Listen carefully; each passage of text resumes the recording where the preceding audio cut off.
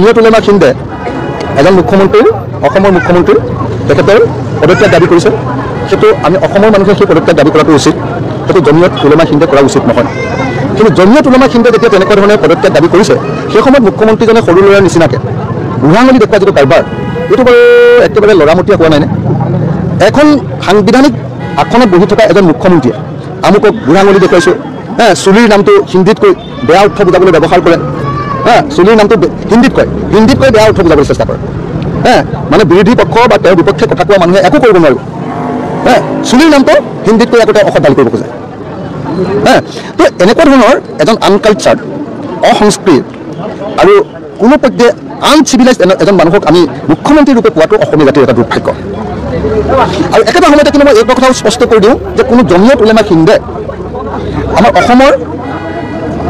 আভ্যন্তৰীণ বিষয়ত মাত মতাটো উচিত নহয় আমি অত্যন্ত চেঞ্চিটিভ অৱস্থা এটাৰ মাজত আছোঁ বিজেপিয়ে হিন্দু আৰু মুছলমানৰ মাজত কাজিয়া লগাবলৈ চেষ্টা কৰি আছে সেই সময়ত আকৌ কোনোবা সংগঠনৰ কথাৰ ওপৰত ভিত্তি কৰি বিজেপিয়ে যদি আকৌ সংঘাত লগাবলৈ সুবিধা পায় তেনেকুৱা ধৰণৰ বক্তব্য প্ৰকাশ নকৰাটোকে মই আশা প্ৰকাশ কৰোঁ গতিকে জমিয়ত উলেমা হিন্দক মই এই সময়ত অসমৰ আভ্যন্তৰীণ বিষয়ত মাত নামাতিবৰ কাৰণে আহ্বান জনাইছোঁ আৰু অসমৰ মুখ্যমন্ত্ৰী এজন